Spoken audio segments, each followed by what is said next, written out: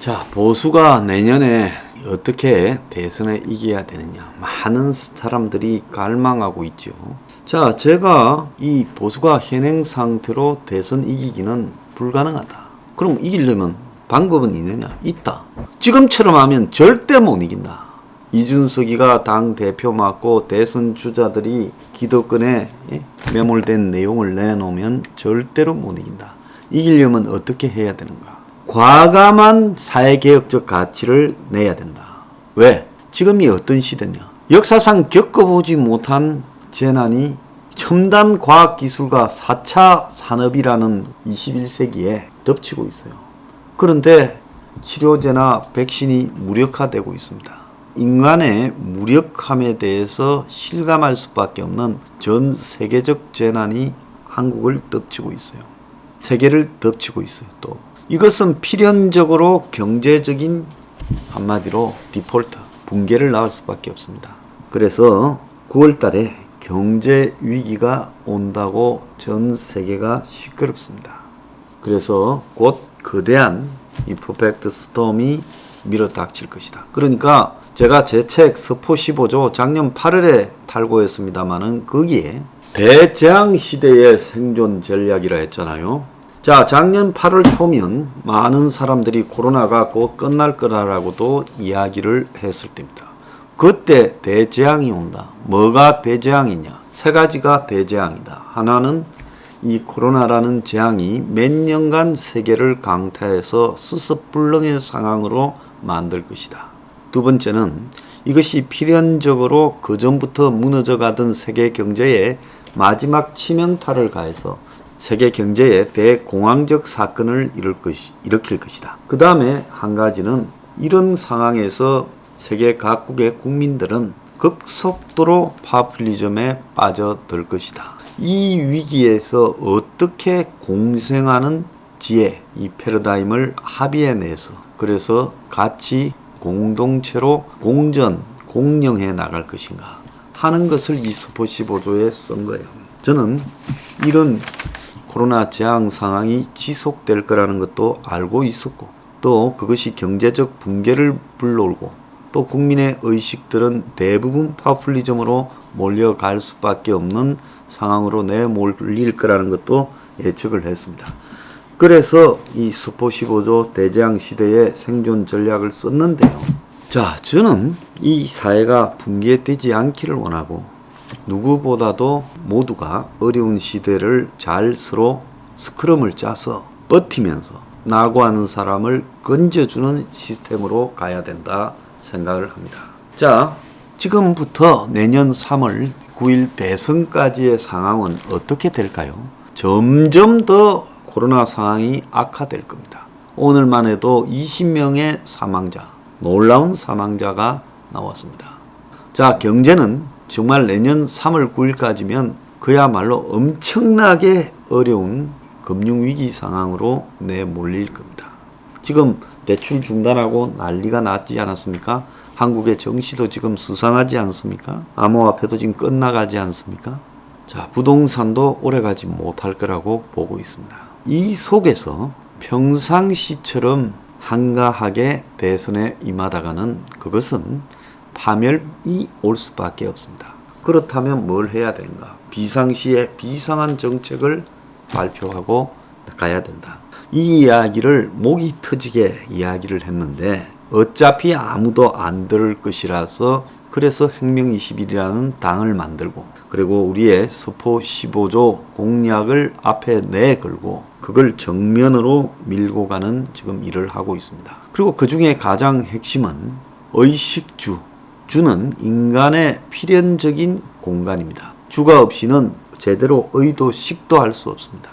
그리고 인간의 이 수면이나 다른 욕망들도 채울 수가 없습니다. 집은 그 기본이라고 생각을 합니다.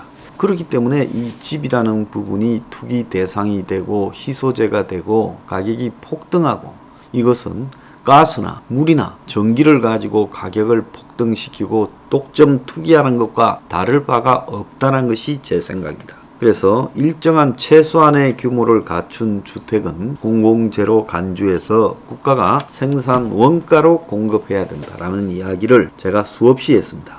우리가 서울 등 수도권조차도 700만 원이면 평당 국가가 원가로 건설 판매하는 아파트를 지을 수 있다 했는데, 지난 8월 3일 날 이재명이 기본주택을 발표하면서 30평대 기본주택 건설 원가가 3억이다 이렇게 말했습니다. 자, 그러면서 나머지 자기 기본주택 이야기들을 했는데, 이 이야기는 말할 거 없고, 이재명이 말한 것 중에 30평형대 기본주택 건설 원가는 대개 3억 원 정도인데, 이게 평당 1,800만 원 해서 5억에 팔리고, 또 아니면 이것이 평당 3천만 원씩 해서 10억가량 팔리고 있다. 그러니까 결국 3억짜리를 가지고 그렇게 장난치고 있다는 건데, 여기서 이재명이 30평형대가 3억이라 했는데, 우리가 30평 700만 원이면 2억 1천만 원입니다. 그러니까 이재명이가 얼추 우리가 말하는 건설 원가에 관한 이야기를 한 것입니다. 자, 그래서 저희들은 이 부분을 받아라고 이야기를 했고, 그래서 이걸 받지 않으면 저희들이 대선에 독자적으로 출마하겠다. 그래서 혁명 21의 후보가 나서서 이 원가 국가 공급 주택을 이야기를 하며 투쟁하겠다고 계속 말을 해왔습니다. 만약에 이런 것들을 받지 않는 썩은 세상이라면 그건 보수 진보가 문제가 아니라 저희들은 그건 이기기를 포기하고 지금 세상 자체가 뒤집어지고 있습니다. 서민들이 살 수 없는 세상이 되고, 가지지 못한 자는 결혼도 할 수 없고 연애도 할 수 없고 출산도 할 수 없고 멸종될 수밖에 없는 세상으로 갑니다. 그런 세상을 방치해 놓고 대선에 이기겠다고 기득권 지향적인 민간 아파트 공급 발표나 하는 자들이 저는 인간이 아니라고 생각합니다. 그런 자들은요, 대선 후보가 되어서도 안 되고 거기에 보수니 진보니 가치도 무의미하다고 보고 있습니다. 자, 그런데 이런 이야기를 하면요, 정작 그 대상인 국민들이 박수치고 희망의 날이 다가올 거라고 생각하고, 너나 할 것 없이 혁명 21에 지지를 보내고 플래카드스를 하고 이래야 되는데, 그리고 전단을 주면 감사할 줄 알고요. 물론 그런 분들도 있습니다만은 대중들은 체념에 체화가 돼 있습니다. 그게 되겠어? 또 어떤 사람들은, 내가 살만한 사람들은 그것이 내 집값을 떨어뜨릴까봐 걱정을 합니다. 정작 자기에게 필요한 계층, 특히 앞날이 뻔한 20, 30대 계층은 이런 부분에 대해서 시니컬하고, 또 자산을 축적한 40, 60대는 이런 부분에 대해 비난을 합니다. 그래서 이것이 인간의 한계다는 겁니다.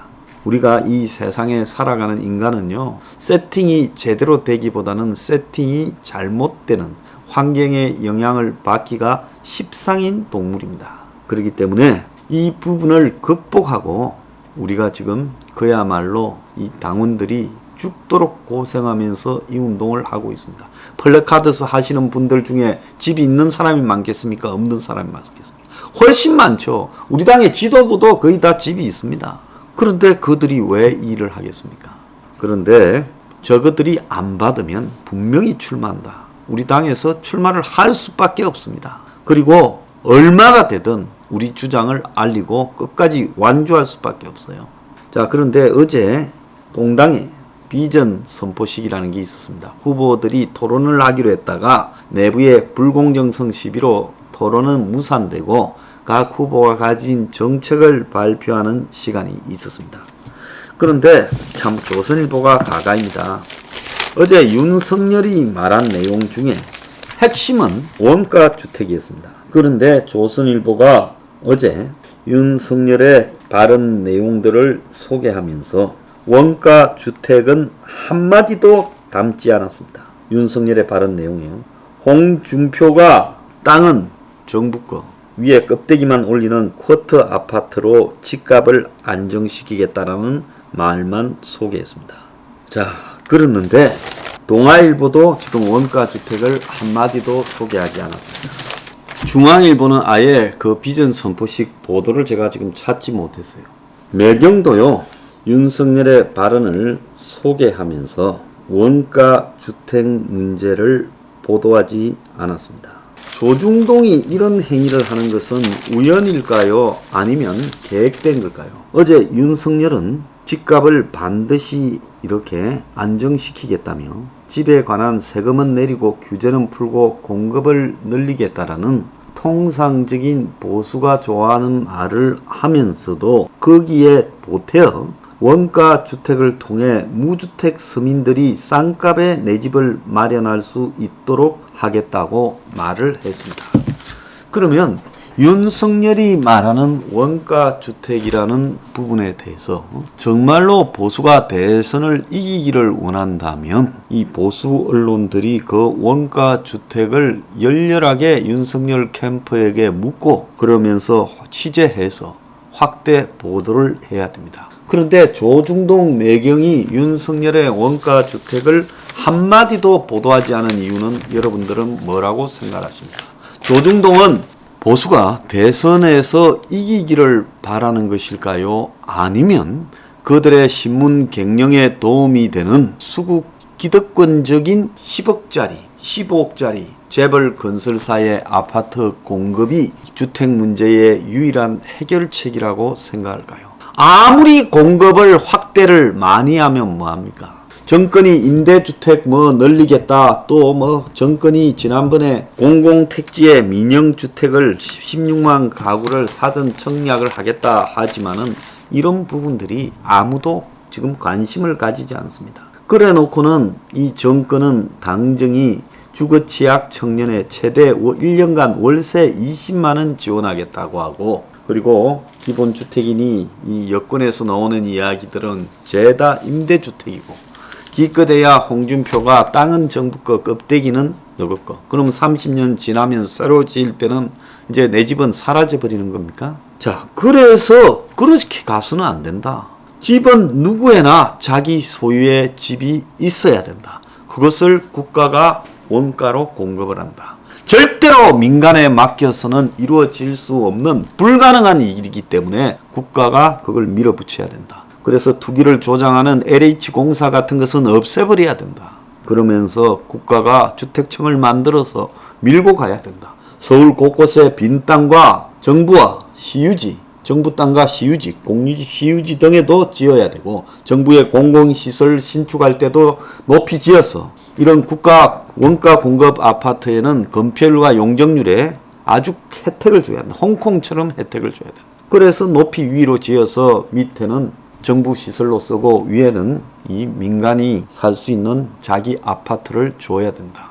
이 이야기를 제가 몇 년 전부터 해왔고 2년 전에는 이것을 아예 서포 15조라고 만들어서 발표를 했습니다. 그리고 2년 동안 이 내용을 숱하게 뿌렸습니다. 전단지만도 몇십만 장을 뿌렸습니다. 자, 어제 윤석열 측이 발표 전 우리 쪽에 이 부분에 대한 발표 양해를 구한 점은 인정을 합니다. 그리고 앞으로 이 부분을 구체화시키기를 바랍니다. 이 원가 주택 하나만 제대로 하게 되면 분명히 대선에 이깁니다. 조중동이 대선을 이기게 만드는 게 아니라 다수의 분노하는 갈 곳을 잃은 서민들의 마음을 쏠리게 만드는 진정한 개혁만이 대선을 이기게 하는 것이다. 자, 이 이야기를 저는 보수 후보들에게 이야기하고 싶습니다. 저 썩은 좌파들은 이걸 절대 안 합니다. 기껏해야 임대주택 늘리겠다. 기껏해야 월세 무이자로 빌려주겠다. 지원해주겠다. 이런 소리를 합니다. 저 없는 사람은 평생 월세만 내고 그렇게 살아야 됩니까? 자, 누구든 자기 집을 가질 수 있어야 된다. 정상적으로 생활하는 사람들은 누구든 몇 년 모아서 집을 살 수 있는 환경이 되어야 된다. 자, 그것을 우리가 말하는 겁니다. 조중동과 매경은요, 윤석열의 원가 주택을 왜 보도하지 않습니까? 당신들은 재벌 건설사의 앞잡입니까?